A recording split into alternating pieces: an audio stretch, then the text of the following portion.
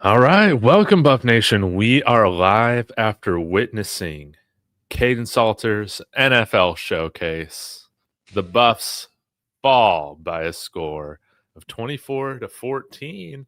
Hey, in an effort, it kind of ended how we expected, but hey, it was nice to see us stick around with KSU in the elements for a little while. I am joined by my good friend Russ to discuss it one last time for the season. Y'all be sure to get in here, smash the like, subscribe to both channels. Let us know your thoughts in the comments. Shout out to Kalshi, sponsor of David Talks Buffs. Use the promo code DTB for a $10 bonus. And hey, maybe Shador and the Cleveland Browns get the job done against the Niners. Shout out to Colorado area Taco Bells. The future That's is right. now, Russ. Sorry for That's the right. long-winded intro, but man, how are you doing? Thoughts, overall thoughts, man, on the game.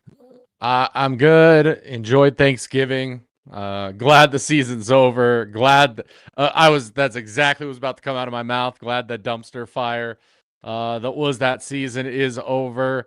And looking forward to what's about to happen in this offseason. The word is that, the Buffs are in the process of interviewing offensive coordinators as we speak. So, again, change is coming. We said change was coming. It's here. We now get to see what happens, and it's like I said Wednesday night, Dave. Change is going to come fast. It is going to come fast. I guarantee within 48 hours, we're going to learn a lot about this team for 2026 already here very quickly. And, that game, the players that showed up are the players that I wanted to keep. Tafik Bayard coming out injured, still trying to play, making plays before, he can't really continue with that injury. Alex McPherson, London Merritt, Omarion Miller, heck, Michael Welsh, Dallin Hayden looking pretty good. But, the rest of that team, it's just not what it needs to be. Not what it needs to be at all. So there's that. I got to read this comment from our good friend Andy. I thought 4-8 was going to be the worst of it, but change is coming, and David Talks Bus will be named the new OC by tomorrow. Yeah, that's what y'all didn't understand, is that I'm actually out of town interviewing for the offensive coordinator position. Dave, are you the infamous, Barstool Sports controversial hire that is being interviewed right now? Yeah. I got 5 plays. 4 of them are 4 verts. Moving this table. Yeah. But Andy, dude, we didn't even finish 4-8. So we're 3-9, man. We couldn't even get to 4-8, but change is coming. And hey, Russ, I have to give Coach Prime and the Buffs credit for this, man. We finally had a game with no penalties. It took what, 3 years? 3 years to get that to that point. Yep. But yet it was a CU get there was not much of a difference this game from many of the games this season. You have to admit, look at the last play of the game for the Buffs. Yeah, 4th down. You need 6 yards. It's not like it's a short yardage situation that Salter can run for that. You have to throw the ball to somebody and give someone a chance to catch it. You're not going to pick that up running for it unless it is absolutely wide open and he gets tackled and the game, the season's over, the game's over. And that was just a summation of this season, if I dare say so myself. Yeah, easy to get no penalties when you don't play defense. I mean, they were just running all over the field on us. And I know, when you look at the numbers in this game, it's like, dude, we were better on 3rd down than Kansas State, which is weird. Let me pull this up too. It just shows how weird of a game that was. Neither team was playing their best ball. Honestly, K-State wins because their running back Jackson had a fantastic day. And even then, he didn't have the same day that they had last week against Utah, which everybody was like, oh, Kansas State's going to rush for, 400 yards on Saturday. This game was just boring, might I say? Just not much happening the whole game. I mean, the fact that K-State goes the entire first half 7-0 and we tie it right at the end, which, by the way, was the first drive in the last 2 minutes of a half or game that Caden Salter led to points, Dave. Yeah. Dude, I thought we were put out of our misery a few weeks ago with Kaden Salter, but we just had to see it one last time. That terrible dumb interception there at the end of the first half. I called that early in the game. I'm like, you can see it. Caden Salter, every time he got the ball, what does he do? He just starts going backwards, and then he throws off his back leg to whoever. And then what happens? He does it again, and it ends up in the worst pick like ever, just like floated out there. Dave, the Caden Salter experience is over. Dude, thank God, dude. I mean, this has been the worst nightmare ever. And, dude, I mean, I just got to say it, dude. Shame on you, Coach Prime. Shame on you, Coach Prime, for rolling Caden Salter out there for one more start. I thought once the game started, I thought maybe this was some mad scientist 4D chess move where he started Caden Salter to then bench him one last time, right? Because that's like how it should go, right? Yeah, no, Ryan Staub got in there with that helmet issue, and then he was never seen again. I'll say it, man. We win this game with Ryan Staub. That's how I feel about it. I know. Juju, we probably win that game. Yeah. Oh, dude, he was thrown against the wind. Are you serious? Are we really making these excuses right now? So then you don't throw off your back foot into the wind. It's not that hard. Yeah, step into it like a man. What are we doing now? But dude, I mean, just thank God this season is over. I mean, just an absolute nightmare. Losing the last 5 straight games. Russ, what was it? What date was it when we beat Iowa State? Was that our last win we had? Yeah, no, it was our last win, and yeah, that was it. God, that was like what, 5-6 weeks ago? Man. No, 7 weeks ago. It was in October. It was like mid-October, we went 0-5 in the last 5. We went 0-5 in the last 5. We had a bye week in there. We had 2 bye weeks. Actually, it was I think it was like 8 weeks ago that we beat Iowa State. Dude, how about this, man? We all came into this year thinking that this roster was deeper and maybe didn't have the star talent. But, man, were we wrong.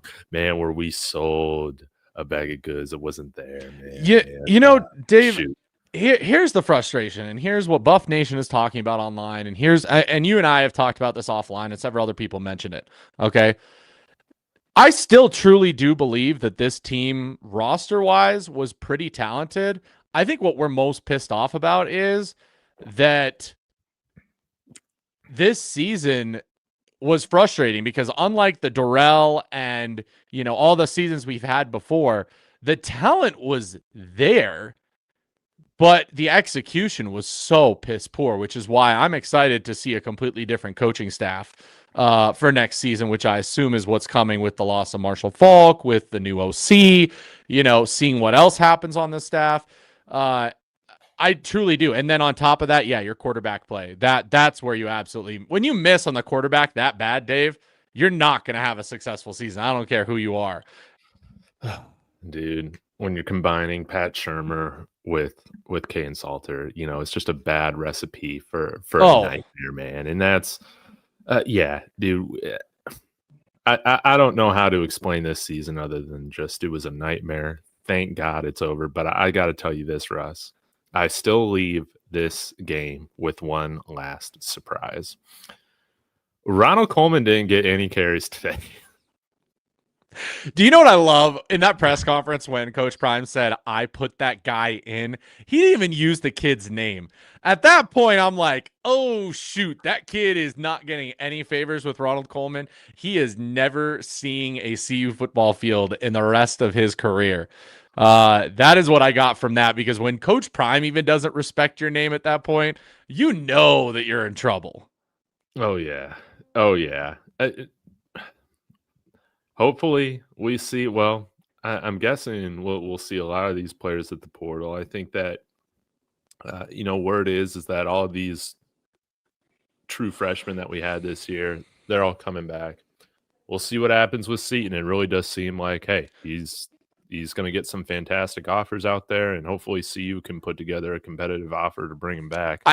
I think they will, Dave. I mean, if our high school recruiting class does not grow by much more, we should have plenty of money to give Seton whatever he wants to come back for one more year. Like, he's probably getting a couple $1 million next year to come back.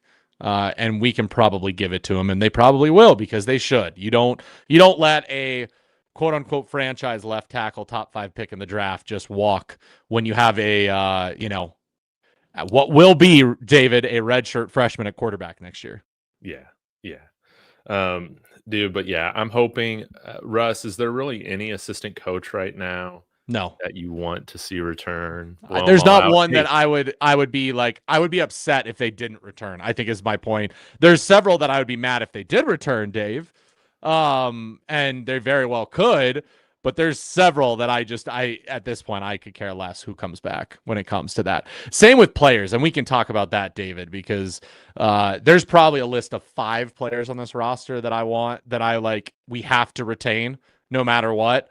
The rest of them can honestly go, and people will probably think it's controversial with some of the players that I think should go or could go, but it's because they're replaceable. They are not game breakers when it comes to what this team can be.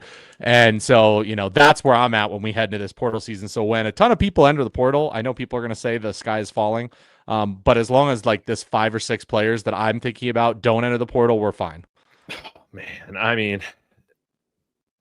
the sky can't really fall that bad when you're already 3-9. Exactly. There's not going to be a lot of guys. I mean, there's mainly, a few players that I'll be upset to lose if or / once they enter the portal. But man, I know I'm all over the place here, but special teams, dude, I got to talk about it. The Alejandro Mata, it is over. We no longer have to see a kicker kick that thing, 8 feet off the ground and hope that it doesn't get blocked. Hey, when you don't field the full roster, you got to throw a guy out there that looks like, he's, my size, like 185 pounds out there blocking 2 guys on on the field goal block. Just terrible, dude. Michael Pollock can go. The entire recruiting staff can go. And thank God, dude, a lot of these 38 seniors or whatever, we'll never have to see them again. Most notably being Caden Salter. So, yeah, good luck for, not the NFL, but maybe the UFL. Maybe we could see him in that arena league Paxton Lynch is playing in, something like that, or the CFL. But yeah, today is the NFL showcase for our 38 seniors. I think it was, it was a disaster. Any other comments, man, on this game? I mean, this game is what it is. I mean, we talked about it Wednesday. It didn't matter. It's not a big deal. It was never going to be a big deal. The fact that we were in this or it was close or anything like that makes no difference to this team moving forward.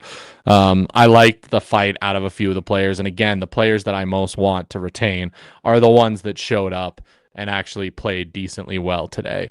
And so, I think we move on, Dave. I don't think there's much to talk about this game. I think we use this more as a moratorium on this season and figuring out where does this team go from here now as we start to learn a little bit more about what's happening. Obviously, the OC interviews happening currently, and just talking about, what's being talked about in the chat and online, which is, how many players are going to hit the portal?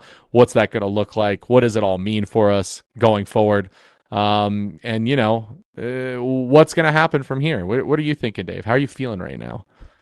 I mean, I'm just like relieved that the season is over, dude. Like, yeah, dude, I ain't gonna lie, dude. This game was like watching a game of golf on TV. Like, there was no excitement, no aura to it, even though we were in it for like most of the game, dude. It's just a lot of the guys out there, I'll be honest, dude, they're not guys that you just really get excited about rooting for. There are a few guys on the team right now that played today that, I get excited to see them show out. Yeah. But, man, these guys gave you no reason to really, cheer super hard for him and be excited for him, coming into this game. So, Yep. I thought it was strange that Joseph Williams didn't play. Wasn't he left off the injury report yesterday? He moved to probable, I thought. It looked like he was going to play with all intentions. So my assumption is maybe he's gone. I don't know, but it's also a pointless game. Like, if you're at all banged up or hurt, you shouldn't have been playing, which is another reason that, again, Dave Byard is just, he is everything on that defense. Yeah. And he's one of the guys that I would say we absolutely have to retain. He did absolutely tremendous on that defense every time he was called upon. Played his heart out, worked harder than anybody else on that defense. And the fact that he went out there as hurt as he was, just playing. Yeah, man. I love seeing what we saw at Tafik, man. It is. And to the people asking, like, the guys that I think are absolutely must retain no matter what, that's the key of the definition of that, would be Julian Lewis, Jordan Seaton, Tafik Byard, Alex McPherson, London Merritt. Honestly, anybody else can be replaced, on this team outside of those players. As bad as it sounds, because people will be like, oh, Omarion needs to stay, blah, blah, blah. Omarion's a good wide receiver, but he is not in the same territory as like a Jeremiah Smith or a Cam Coleman or like the top receivers in the country. So you can find guys that can do just as well as he does if you absolutely had to. It's not the end of the world. Sky is falling. But for the most part, those guys right there are guys that are going to be extremely hard to replace in the portal.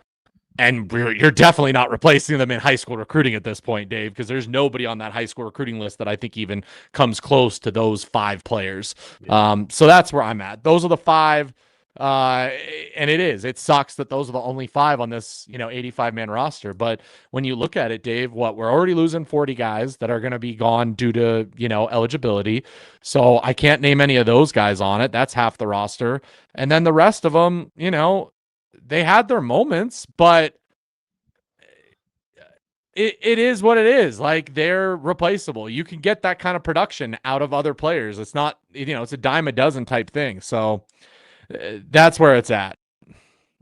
Yeah. What about TJ Branch? I mean, I'd love to retain him, but it sounds like, based on everything we're hearing, is he's not coming back already. So would absolutely love him and a safety room of Slaughter, Branch, and Tafik Byard would be pretty good next year, and I'd be happy with that. But we need defensive linemen, we need linebackers, we need corners. Bad. And good news is Prime at least said in his press conference that they are going to focus on defense and offensive line in the portal, which, hey, it's pretty obvious that that's what we need. We don't need, 20 receivers. We don't need 20 running backs. We don't need the skill positions like that. We need defense bad. It's sad that we're going into our 4th offseason and that's like, it's taken this long for that to like finally be reinforced. It's like, oh yeah, we need to invest in the defense and the offensive line. Maybe invest in linebacker. God, did you see Jeremiah Brown get like driven back like 10 yards on those run plays, dude? Can we get some talented linebackers in here, please? They're not disciplined. I mean, why do you think the quarterback run, Dave, is so effective against us? The players that are supposed to read the quarterback and read the option plays have no clue how to do that correctly at all. Yeah. Wild dog, man, we're soft in the middle this year. I would like to see that's understatement. I'd like to see our running backs come back, but again, dude, like when if I'm on a school visit last week to see you, and I see Ronald Coleman put in when the game is on the line over these scholarship guys, I'm like, how do I know I'm not going to get pulled for some Make-A-Wish story that Coach Prime wants to add? I mean, by the way, to the person that says we do need a running back, we need a running back if they leave. Absolutely. But the fact that Dallin Hayden does not get used correctly when every time he's been put in the game this season, he was showing out and doing well. What did Dallin Hayden end up for average yards per carry for the season, Dave? Man, I don't know. Let me, I got his page open. Give me a second. I mean, because today at half, he was 6.2 yards a carry, and they started off the second half not really giving the ball. They finally started to again, but it's just, It's just frustrating.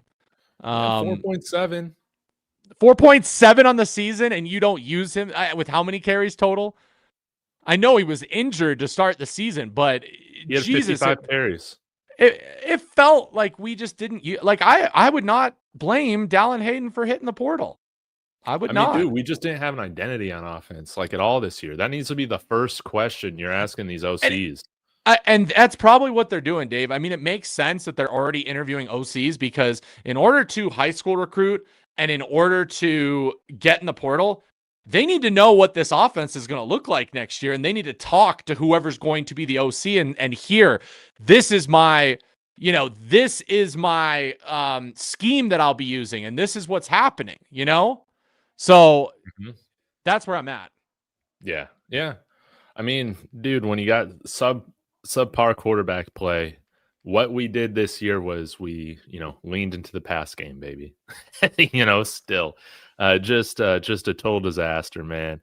Everything needs to be flushed. What happened with Draylon this year, dude? He's another guy that I'm just wondering if he's like looking for a fresh start because again, we didn't have all year we didn't have a philosophy on offense on like, hey, this is how we're going to attack certain defenses with these certain players that provide mismatches, in our favor. None of that, dude. Draylon was kind of just brought all over the place. Same with like Cam Michael, like these guys highly touted coming out of high school. They've, with some of these weapons, man, we've kind of mismanaged them a little bit, I feel like. And I wouldn't be surprised if they leave to just try and find like a definite role. I don't know their role. No, they absolutely were. Again, a lot of the stuff people are talking about in the chat, that's all Pat Shurmur, Brett Bartolone's offense. The only thing that's going to save this is by picking a good OC who has a good scheme, who can sell to people why they come to Colorado. So for everybody out there that's like, why would any player want to come to Colorado at this point? They can't do this. Well, that was Pat Shurmur's offense. And that is no longer going to be the offense going forward. So the question is, who is the OC and what is the scheme they're going to be bringing? Because I guarantee you nobody's taking the job, Dave, without saying that I'm playing my way at this point, because we're not, for the first time in Coach Prime's era, going in-house for your OC. Thank God, dude. It's literally what it's been. You guys have to realize that since Jackson State, he has been like continually keeping it pretty much in-house for his OC, playing what I would essentially call, Coach Prime's also his scheme, because it was very similar to what they did at Jackson State for the most part. Man, I hope this is an outside hire, somebody with like real autonomy on offense, dude, because I think what we saw last year or last game, dude, with the Ronald Coleman thing is that these guys, this is still Coach Prime's brand of offense that he's wanted to play, dude. He still wanted to throw it around regardless of the personnel. He still wants to, yank guys into different roles, regardless of how that might deter the offense from getting into a rhythm throughout the season. That Ronald Coleman thing with him going above Marshall Faulk to do that, I think it shows a lot, dude, about, yes, a lot of this is Pat Shurmur's fault, but Prime needs to learn from this too, that his philosophy, unless he's got 2 and 12 back there, it's not working. It's not working, and likely it's a disaster. So hopefully, hey, we can get somebody in here that has the autonomy not only to run their own offense how they want to, not like Sean Lewis, but somebody who's got the autonomy to also hire some of their own assistants as well. And Robert Livingston needs to do that, man. So that's going to be something that if we're able to do that, I think that there's a lot of great reason to hope for a great bounce back season next year. But if we see guys like Coach Hart stick around in their roles, I'm going to be a little bit nervous about seeing a nice jump. Yeah, no, exactly. So that's where we're at. I agree with you. I think Livingston ends up staying, but I'm hoping to the Lord above that he gets to pick more of his staff going into next year. Because I think it would be hard, Dave, to have to replace both the OC and DC at the same time and then recruit and portal all at the same time.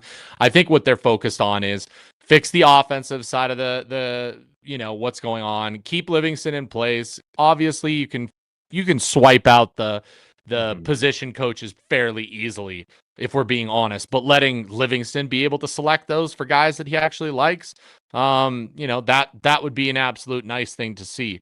So, I think that's what we need to see. And luckily, so far, Dave, everything we're seeing is that's exactly what's happening with the focus on finding an OC as quick as possible so that they're not, caught with their pants down like Penn State feels like they are right now, where it just seems like, all these head coaches are already getting snatched up, and we're getting closer and closer to signing day. We're getting closer and closer to the portal. If you don't have a head coach in place by the time those things happen, / offensive coordinators to be able to sell your program, you're going to be in even worse shape than even we are right now. I mean, let's talk about it. Like, why is nobody talking about why is nobody talking about Nebraska right now? Like, I get it. Everyone wants to talk about how shitty our recruiting class is, but Jesus, I didn't realize that Nebraska had not like a single recruit committed for 2026. Dude, and the potential of Dylan Raiola transferring, and yet they extended Matt Rule and paid him a ton of money, but nobody be talking about that. That's for sure. Dude, it is so crazy how these programs never seem to separate too far away from each other. No. It's insane, dude. I mean, Colorado and Nebraska might be the two biggest disasters right now at the Power 4 level. Yeah, let's talk about it, because of course your mom wants to say that they're 7-5. Yeah, they won't be 7-5 if they do this alongside us. Dude, that's crazy. Dude, that is so crazy, dude. How do you got 9 commits? You got less than CU, dude. You're Nebraska. You got money, right? Yeah, Matt Rule has a winning record. How's his record against top 25 opponents? I'll take a winning record against non-25 opponents. Yeah, sure. That does me a whole lot of good. Talking about my ass like I don't understand that he doesn't have any wins against a top 25 opponent in the last decade. Hey, listen, this is called cope. This is called cope, okay? We're doing it. We're doing it. It's the fact that both programs, this is how bad it is right now. This is how bad it is. I mean, dude, just insane. So Nebraska is at both ways. Is at 104 with 9 commits. And yeah, sorry, my computer out here is like really slowing down. Let me see where we're at. But yeah, Russ, we got to get some commits. It's not even bringing it up. I think we're 101. But I got to stop sharing if this live stream is going to continue. Sorry. I forget like the 24/7 website, dude. Sometimes like, if I'm does it get blocked? The broadband. Oh, okay. I gotcha. Yeah. It's just hilarious that that's what's going on right now. Like, we get all the crap for not recruiting high school, and there's plenty of other teams doing it right along with us. But, did you pick up any little tidbits from Prime's presser? You say anything, or you just keep it all generic? I haven't seen anything yet. Oh, okay. Yeah, man. I have not seen any posts about the presser. If we're, who knows if we're going to even get one at this point. Jeez. Hey, dude, surely he'll stream it. But yeah, man, leave these assistant coaches, leave these seniors on the tarmac, man. I'm not going to say it was fun, but this year was a season. It was a season. It's a good way to say it. It existed. Yeah, man. Right? Yeah, it existed. Talking about Nebraska now is like pouring salt in the wound, dude. It's hilarious, man. Yeah. I know. I love. You can definitely tell who the secret Nebraska fans are in the chat, because everybody just defending everything that's going on there and saying how much better than they are than us. Like,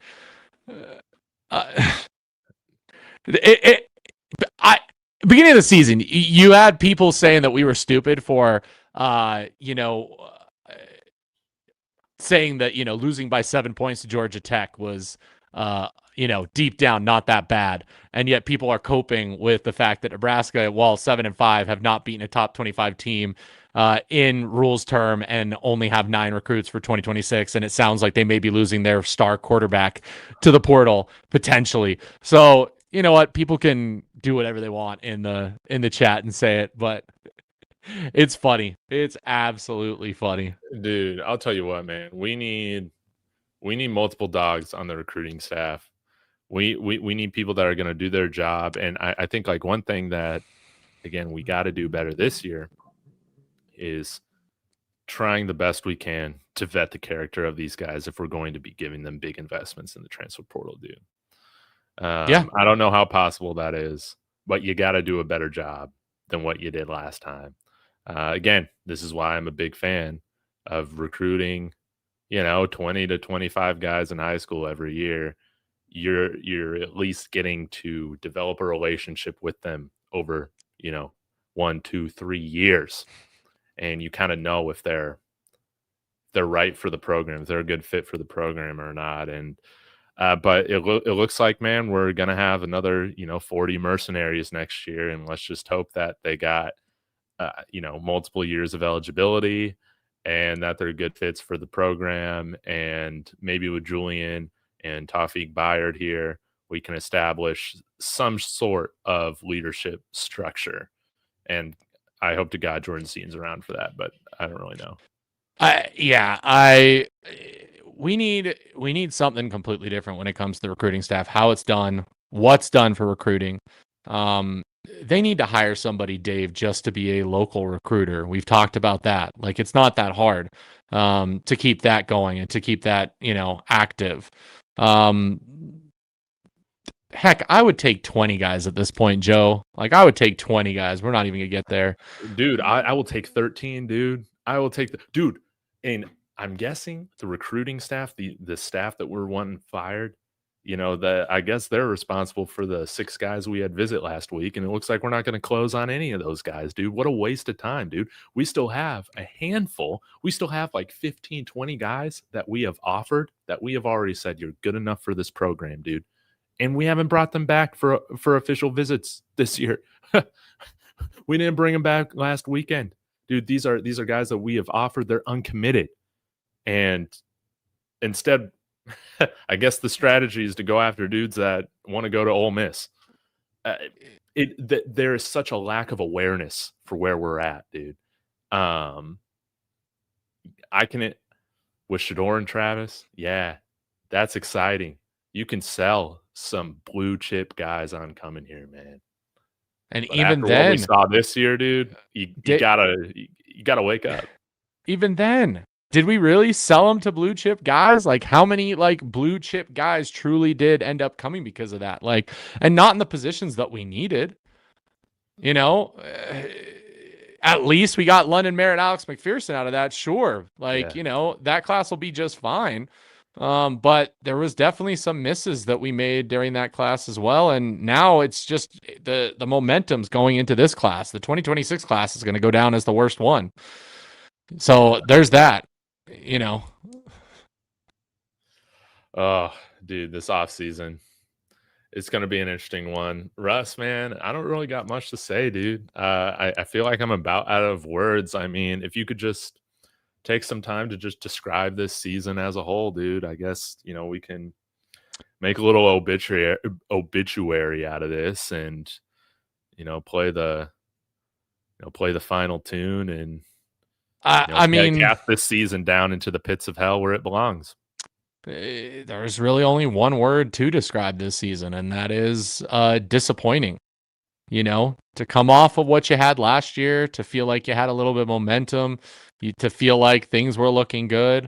And like we said, I think skill-wise, there were definitely some decent players on this team. I think the roster itself is probably not a 3-9 team, but unfortunately, the coaching absolutely disappointed at every level. And now the recruiting staff has disappointed at every level. So it's hard to even, look forward and be super excited at this very second. Okay, very second, Dave.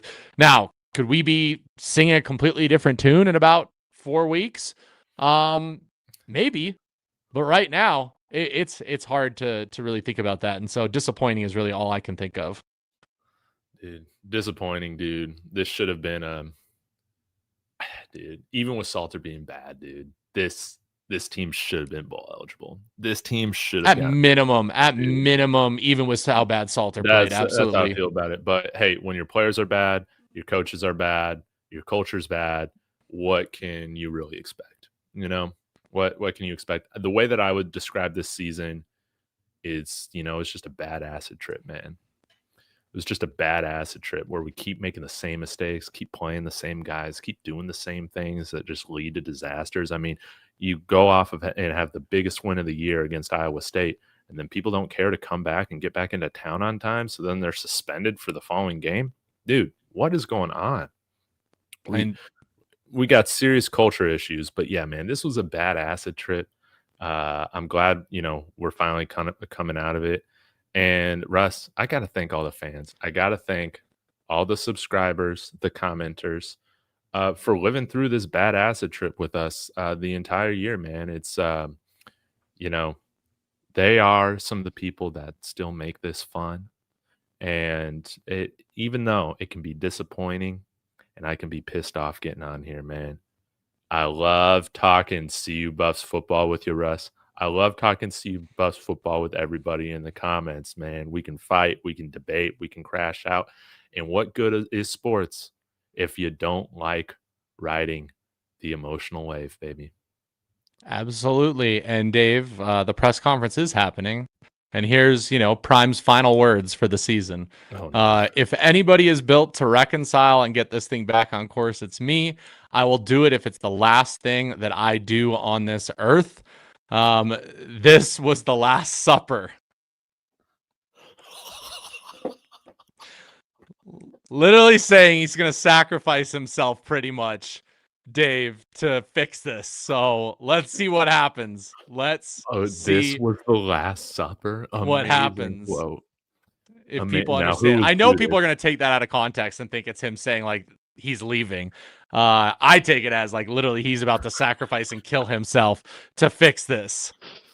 Oh man! So yeah, there it who is. was Judas? Was it Coach Hart, Coach Mathis, Shermer? It's Shermer all day with a little sprinkle of Caden Salter. We gotta say bye to all these Judases. Yeah, biblical here. Incredible. But good God, you can't say he doesn't make it interesting at least a little bit when it comes to how he speaks. Oh yeah. Oh man, it's gonna be fun, man. This is it's gonna. Yeah, dude. Then give me my theme music, dude. And that's how we end the season, baby. Walk out just like that. Last Supper. Give me my theme music. I love it, man. This is the Last Supper. Well, guys, I guess maybe I'll be back if it's announced that we fire some people later today. Yeah, but I have a feeling, Dave. I have a feeling we'll probably tomorrow, Monday, probably might be Bloody Monday. Okay.